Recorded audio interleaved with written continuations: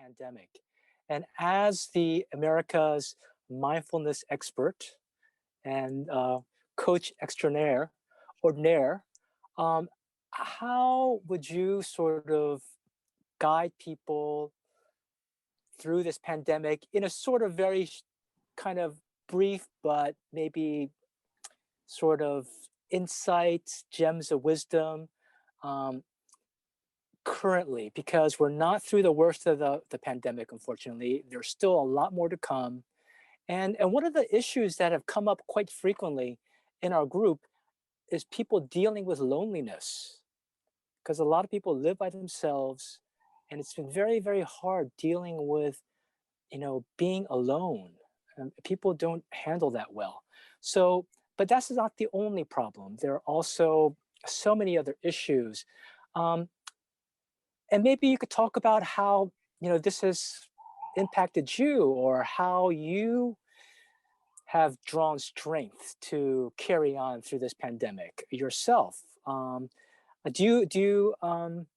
Do you live with other people, Michelle, or No, do you I'm live? alone. Okay, so right. See, so I So want to ask you let me that. go there first. Exactly, exactly. So Great.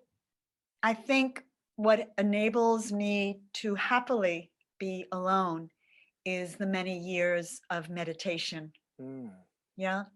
Um, you know, I at when I was first introduced to meditation, I found this inner journey to be the most fascinating journey I'd ever been on. yes.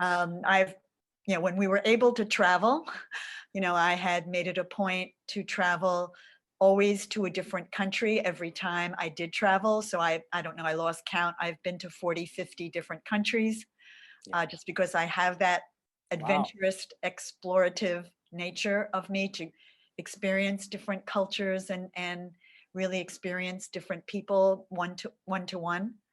40. I would say, however, what I've come to know and enjoy is this: each of us is amazing. Mm, Our inner journey of is infinite. mhm. Whereas as other than Jeff Bezos or others going to Mars, and I have no desire to go to Mars, this inner journey goes far beyond, what our physical journey can offer, I believe. And so I would say that though COVID, of course, um, yes, prevented people from staying physically connected, I would say once you begin this inner journey Mm, and allow yourself to be asking the question, some of which I asked earlier, who am I and what is this about? And yes. really, sit with that. And I think COVID has offered us a chance to not have all the distractions, not be overscheduled, not be running around, and forcing us to be home. And some of us have discovered the wonders of what really who we are and what's working in our lives and what has not. Mm, What I so I yes. that so I offer to anyone who's feeling that loneliness to consider um, the most fascinating person they can possibly imagine is right there with them. Is right Great, there with great. Yeah, the and power of meditation. the greatest love of their lives is also right there with them. That's a beautiful message. Yeah, That's a yeah, beautiful message, because when we're feeling alone like that, we may feel that there's no love in our life. And that's a very, sad, very depressing sort of picture right. to have to And face. I really want to say that has been a clear message. You know, we so yearn for love, of course we do. And Mm, so the question I'd love to ask all of you is, what would it look like if every moment of every day you loved you? mm, Right? What would you eat? What choice would you make there? What would you do? Where would you say yes? Where would you say no? How much sleep would you give yourself? How mm, much fun, how much intellectual stimulation. I mean, every choice we make, who do you spend time with? And we're blessed with this incredible technology. So I can be with my best friend in Italy or my colleague in New Zealand, Mm.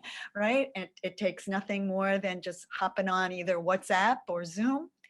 And, just realize that, learning what loving yourself looks like, it can't help but shift every other relationship in your life to a more loving one. Because Mm. once you are filled with love, right, and feeling loved, you can't help, right, but exude that and offer that. Mm. I did, and I want to say one thing before we run out of time. I also want to say what having, for the pandemic, it is we've heard this, but I want to just spend a few moments on the issue of gratitude. Mm. I need to just give you some wonderful examples. I could not bend. I could not put my leg over the side of my bathtub to get into my bathtub. Wow. That was excruciating. Or certainly turn. And Yeah. your mobility was, we take it for granted. Right. And our ability, I'll just say I couldn't sleep other than, getting into bed or out of bed was difficult, but Wow. I had never always slept on my back, which was the only way I could sleep. And the moment I was able to sleep on my side was like, whoa, I can sleep on my side. Right. Or the Yes. moment I was waking up every hour on the hour, and the moment I was able to sleep for more than an hour at a time, and I had a dream, I was like, wow, I just had a dream. That's amazing. Yeah. And I, or the ability to pick up a chair or to move something, or the ability right now to see, to hear, to taste, to Mm. be alive, to breathe. Gratitude. And I just take this time to ask you to consider, yes, there's much that you may not have, and I'm not diminishing the challenges in your life. I'm just offering the possibility that we can also focus on how much we have. Mm. And I have found that my focus on that, every inch, every moment of progress, every new development was celebrated, and life changes when we go through it that way. Wonderful, wonderful. Yeah, so really powerful points there about meditation, about gratitude.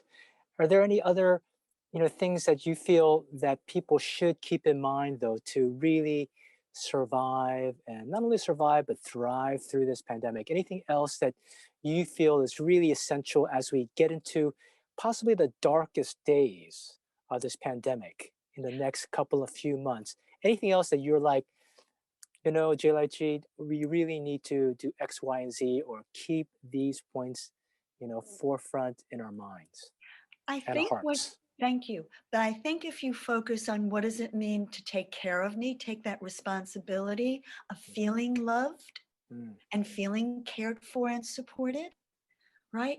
All the choices you make, right, reflect that. Mm. So I would really say your day becomes, if you use any of what I just said, whatever you can do and do, right, is a gift. And Yeah. whatever you can't do, you trust, okay, I couldn't get to that. Yes. It's fine. It's again trusting how much you can or cannot do. And I will also say we consistently underestimate our resilience and adaptability. Mm. So, Beautiful. right, Beautiful. recognize how adaptable and resilient you are.